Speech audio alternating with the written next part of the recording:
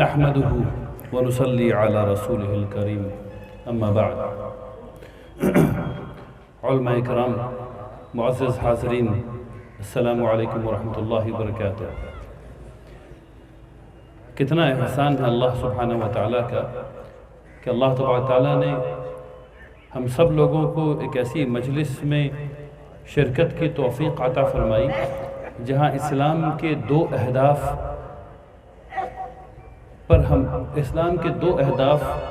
مکمل ہو رہے ہیں۔ پہلا تعلیم اور دوسرا عدل۔ سبحان اللہ و بحمدہ، سبحان اللہ العظیم۔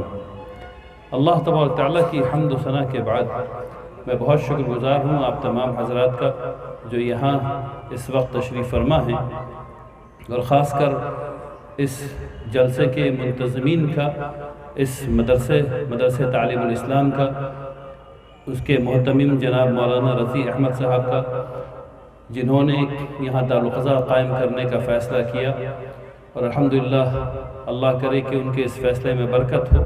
اللہ تبارک تعالیٰ ہم سب لوگوں کا یہاں ہونا قبول فرمائے، آمین یا رب العالمین۔ ابھی آپ نے قاضی صاحبان سے اور نائب امیر شریعت صاحب سے اور علماء کرام سے چند باتیں سنی، مثلاً آپ کے نکاح کا ہدف کیا ہے، اسلام میں نکاح کیسے کراتے ہیں۔ پھر آپ نے دیکھا کہ اگر خدا نخواستہ اسلام میں اگر شوہر اور بیوی کے درمیان بن آئے تو اسلام ایسا مذہب ہے، ایسا دین ہے جو دونوں کو جدا بھی کر دیتا ہے تاکہ معاملات ٹھیک رہیں۔ اور یہ دیکھا آپ نے کہ طلاق کیسے ہوتی ہے اور خلا کیسے ہوتی ہے۔ پھر آپ نے قاضی صاحب سے یہ بھی سنا کہ اگر خدا نخواستہ کوئی ایسا شخص ہے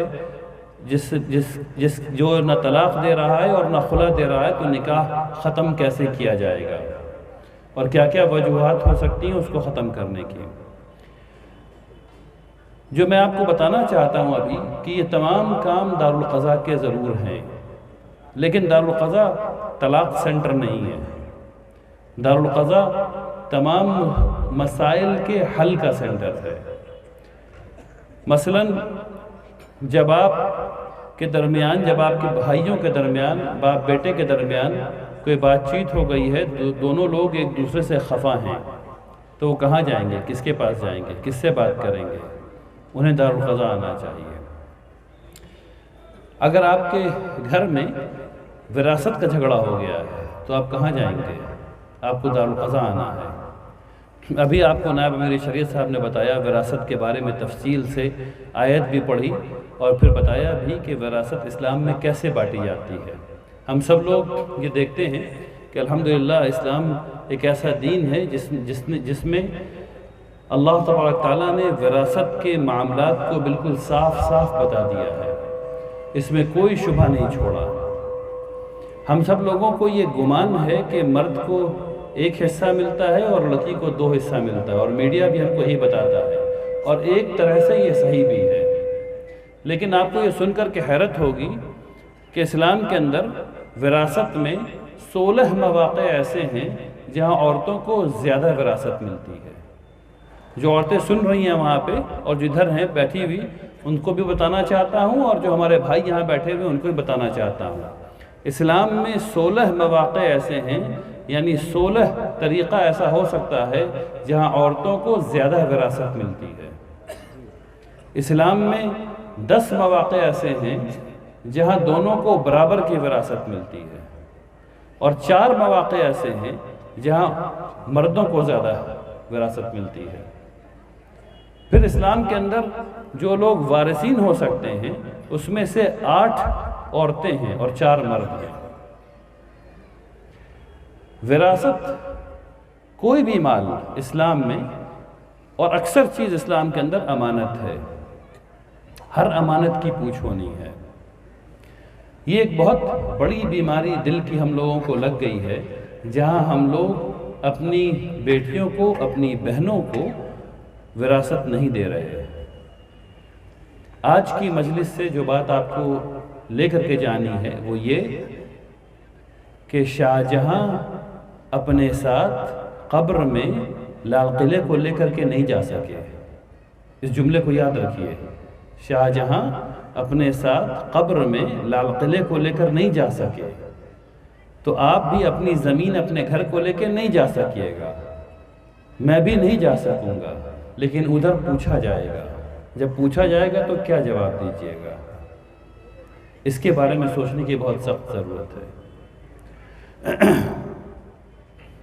تو ہم لوگ چاہے وراثت ہو، چاہے نکاح کا معاملہ ہو، چاہے طلاق کا معاملہ ہو، نکاح کو دوسرے طریقے سے ختم کرانے کا معاملہ ہو، ہر وہ چیز جہاں ظلم ہو رہا ہو اور آپ کو اس میں کسی کی مدد چاہیے، جب آپ کو محسوس ہو، چاہے آپ عورت ہیں چاہے آپ مرد ہیں، کہ آپ پہ ظلم ہو رہا ہے اور آپ کو مدد کی ضرورت ہے، تو آپ کو دارالقضاء آنا ہے۔ چاہے کوئی بھی مسئلہ ہو، زندگی کا کوئی بھی مسئلہ ہو، آپ آ جائیے۔ آپ کو ایک آدمی ملے گا، وہ آدمی کیا ہے؟ انہوں نے 9 سال تک اسلامی تعلیم حاصل کی ہے، 9 سال تک ہر قسم کے مسئلے کو پڑھا ہے، سمجھا ہے، قرآن کو پڑھا ہے، تفسیر کو پڑھا ہے، حدیث کو پڑھا ہے، فقہ پڑھا ہے، 9 سال تک فضیلت کی ہے۔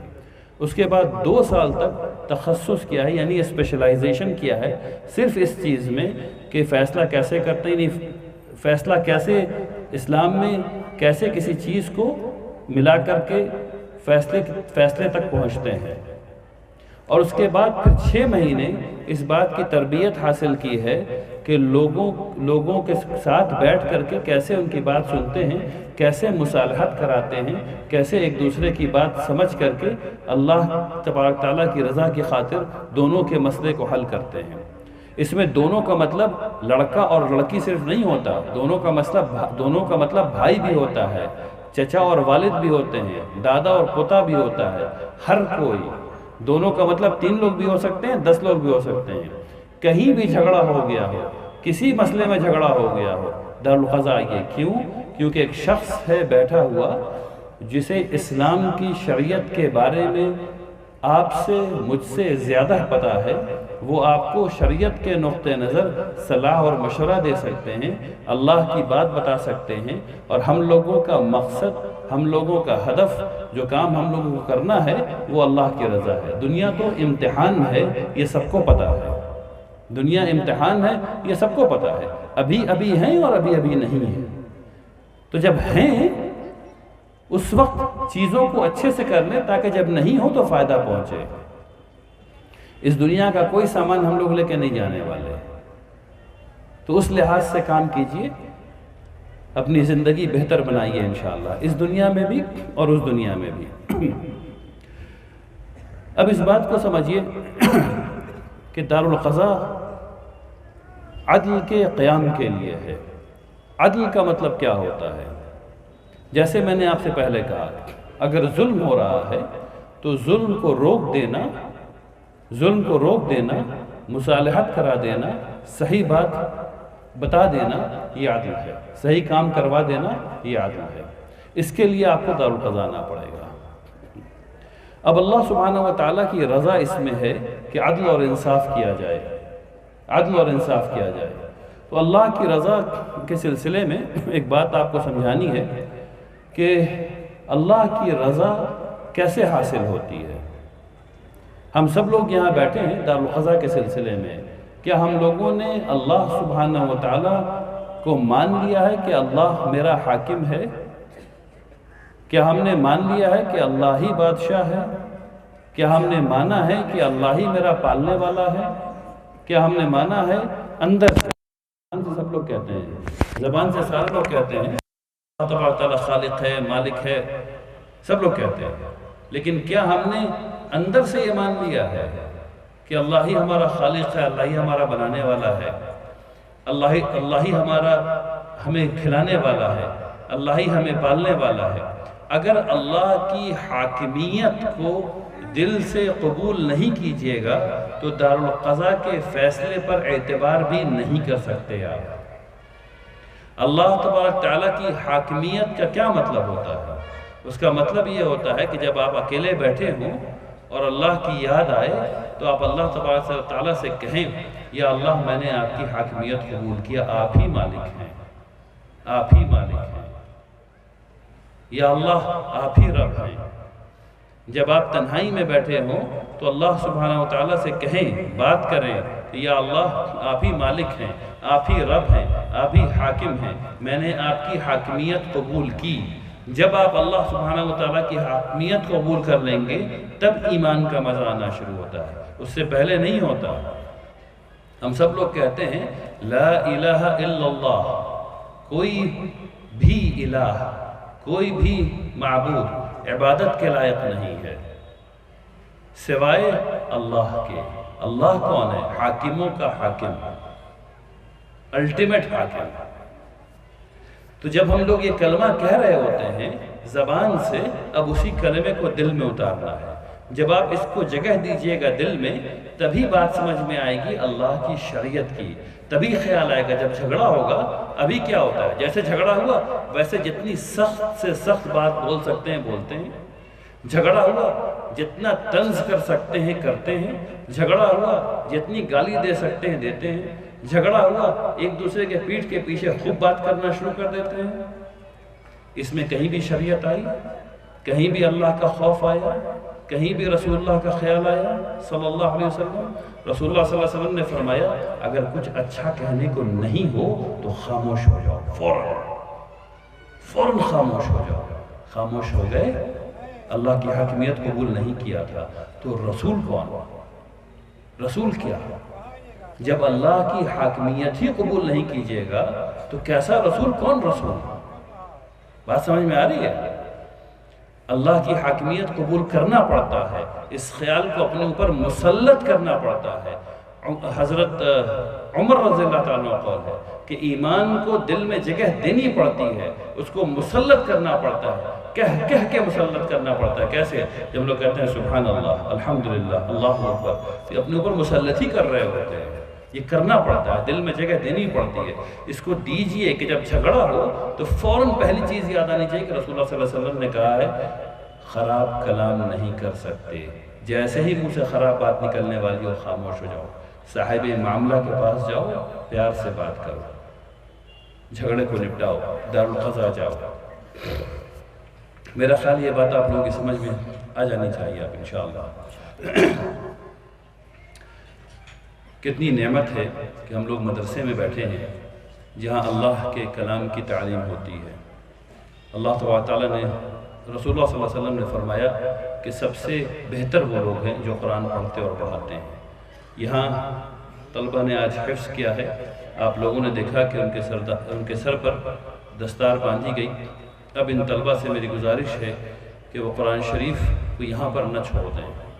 آپ سب حضرات سے بھی میری گزارش ہے کہ ہم لوگوں نے قرآن شریف کو ترک کر دیا ہے۔ پہلی گزارش ان طلبہ سے ہے کہ انہوں نے حفظ تو کر لیا ہے، اب اس کے سمجھنے کے سفر کو بھی ان کو شروع کرنا چاہیے۔ آپ اپنے آپ سے اور آپ سے میری گزارش ہے کہ ہم لوگ قرآن پڑھنے کی طرف آگے بڑھیں۔ اللہ تعالیٰ نے قرآن شریف میں فرمایا ایمان لاؤ مجھ پر، رسول پر، اور اس نور پر جو ہم نے نازل کیا ہے۔ اور وہ نور کیا ہے؟ اللہ کی کتاب۔ اللہ کی کتاب کو ہم لوگوں نے چھوڑ دیا ہے، اس کو ہر روز کچھ نہ کچھ پڑھیے۔ جب قرآن پڑھ کر کے ختم کر لیجئے معنی کے ساتھ قرآن پڑھیے، جب پڑھ کے ختم کر لیجئے تو سیرت پڑھیے، پھر جب سیرت پڑھ لیجئے تو پھر قرآن پڑھیے۔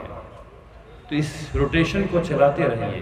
گھروں میں ماحول پیدا کیجئے، کوئی ایک وقت متعین کیجئے جہاں سب لوگ بیٹھ کے، پورے گھر کے لوگ بیٹھ کے، بچے بھی، بڑے بھی، بیچ والے بھی، سب لوگ، ایک آدمی پڑھے عربی، ایک آدمی ترجمہ پڑھے، چاہے وہ صرف ایک صفحے کا کیوں نہ ہو، چاہے وہ 2 آیت کیوں نہ ہو، ٹھیک ہے نا، کچھ نہ کچھ آدھا گھنٹہ کر لیجئے، آدھے گھنٹے میں جتنا ہو اتنا کر لیجئے، اور سیرت پڑھنا شروع کیجئے۔ سیرت پڑھنے کا فائدہ یہ ہوتا ہے کہ پہلی بات تو یہ ہے کہ ہم لوگ کو پتہ چلتا ہے کہ وہ شخص کون ہے جس سے ہمیں اتنی محبت ہے۔ ابھی سب لوگ دعویٰ کرتے ہیں محبت ہے، لیکن کر کیا رہے تھے رسول اللہ صلی اللہ علیہ وسلم؟ یہ پتہ نہیں، یہ پتہ ہونا چاہیے۔ سوچئے کیسی محبت ہوگی جب پتہ چل جائے کہ وہ کر کیا رہے تھے، کیا کیا قربانیاں ہیں۔ تو 2 کام جو میں گزارش کر رہا ہوں آپ لوگوں سے وہ یہ ہے کہ اگر معاشرے کو صالح بنانا چاہتے ہیں، معاشرے میں آسانی پیدا کرنا چاہتے ہیں، معاشرے میں اطمینان چاہتے ہیں، سکون چاہتے ہیں، بھائی چارگی چاہتے ہیں، تو اللہ کی حاکمیت کو قبول کیجئے، پھر فوراً یہ سوال پیدا ہوگا کہ اللہ کی شریعت کیا ہے، تو قرآن پڑھیے، پھر سیرت پڑھیے اور دارالقضاء کا استعمال کیجئے انشاءاللہ۔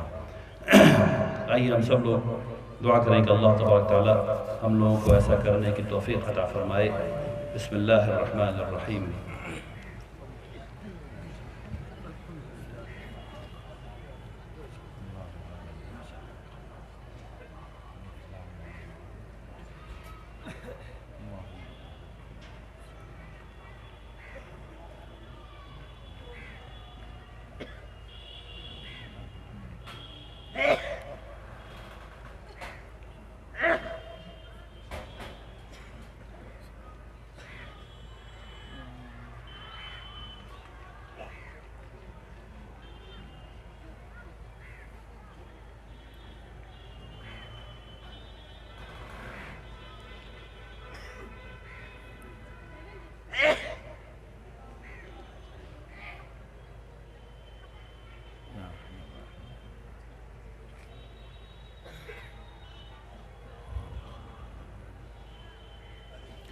ربنا تقبل منا إنك أنت السميع العليم وتب علينا إنك أنت التواب الرحيم سبحان ربك رب العزة عما يصفون وسلام على المرسلين والحمد لله رب العالمين آمين رب العالمين.